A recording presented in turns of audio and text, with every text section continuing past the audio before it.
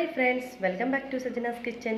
ഇന്ന് ഞാൻ എല്ലാവർക്കും ഒരുപോലെ ഇഷ്ടപ്പെടുന്ന ഒരു പച്ചടിയുടെ റെസിപ്പിയാണ് വന്നിരിക്കുന്നത്, ബീട്രൂട്ട് പച്ചടി. അപ്പോൾ നിങ്ങളെല്ലാവരും തന്നെ ട്രൈ ചെയ്ത് നോക്കണം. നല്ല ടേസ്റ്റാണ്, എളുപ്പത്തിൽ തന്നെ തയ്യാറാക്കാനും പറ്റും. അപ്പോൾ ഇതെങ്ങനെ നമുക്ക് എളുപ്പത്തിൽ വീട്ടിൽ തയ്യാറാക്കുന്നത് നോക്കാം.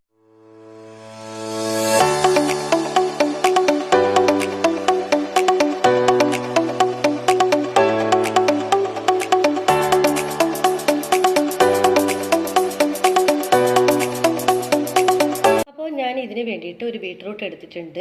അപ്പോൾ ഇതുപോലെ നല്ല കളറുള്ള ബീട്രൂട്ട് വേണം നിങ്ങൾ തിരഞ്ഞെടുക്കാൻ.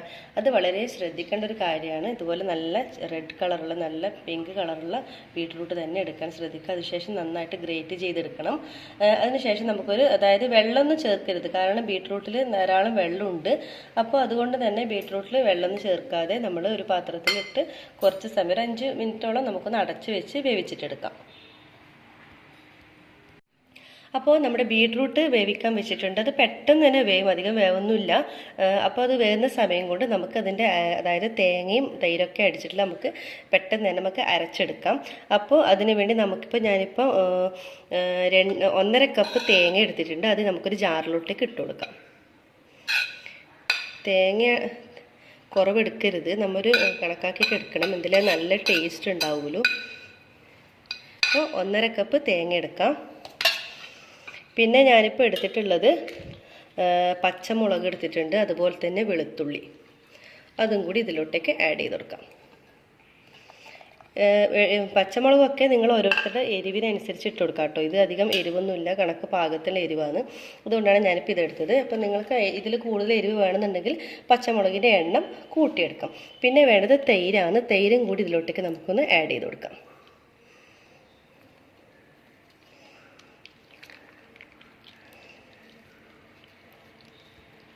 ഇനി നമുക്കിത് നന്നായിട്ടൊന്ന് അരച്ചെടുക്കണം. ഇപ്പോൾ ബീട്രൂട്ട് വേവിച്ചത് ഞാനിപ്പോൾ ഒരു പ്ലേറ്റിലോട്ടേക്ക് മാറ്റിയിട്ടുണ്ട്.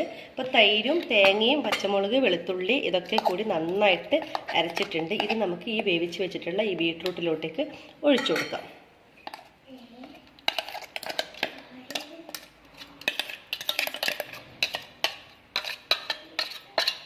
ഇനി നമുക്ക് നന്നായിട്ട് ഇതൊന്ന് മിക്സ് ചെയ്യണം.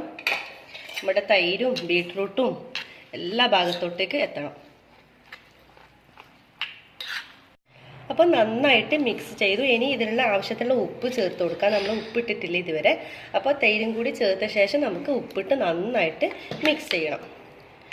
അപ്പോൾ ഇനി നമുക്ക് വേണ്ടത്, നമ്മൾ ലാസ്റ്റ് സ്റ്റേജിലെത്തി. ഇനി നമുക്ക് നല്ല കടുകും വെളിച്ചെണ്ണയിൽ കടുകിട്ട് കറിവേപ്പിലയിട്ട് നമുക്കൊന്ന് താളിച്ചൊഴിക്കാം.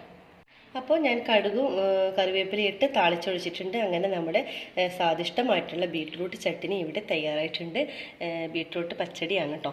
അപ്പോൾ നിങ്ങളെല്ലാവരും തന്നെ ട്രൈ ചെയ്ത് നോക്കണം. ഞാൻ ഇതിന് മുമ്പിട്ട പപ്പായ പച്ചടി നിങ്ങൾക്ക് എല്ലാവർക്കും ഇഷ്ടപ്പെട്ടെന്ന് അറിഞ്ഞാൽ വളരെ സന്തോഷം. ഇനി കാണാത്തവരുണ്ടെങ്കിൽ തീർച്ചയായും അത് കാണാൻ ശ്രദ്ധിക്കുക, വീഡിയോ കാണാൻ ശ്രദ്ധിക്കണം. അപ്പോൾ നിങ്ങളെല്ലാവരും തന്നെ ട്രൈ ചെയ്ത് നോക്കണം. ഇതിൻ്റെ ഫീഡ്ബാക്ക് അറിയിക്കാൻ മറക്കരുത്. അതുപോലെ തന്നെ സജനാസ് കിച്ചൻ ഇതുവരെ സബ്സ്ക്രൈബ് ചെയ്യാത്തവരുണ്ടെങ്കിൽ തീർച്ചയായും സബ്സ്ക്രൈബ് ചെയ്യണം. ലൈക്ക് ചെയ്യാനും ഷെയർ ചെയ്യാനും മറക്കരുത്. അപ്പോൾ എല്ലാവരും തന്നെ ട്രൈ ചെയ്ത് നോക്കണം കേട്ടോ. അപ്പോൾ എല്ലാവർക്കും താങ്ക്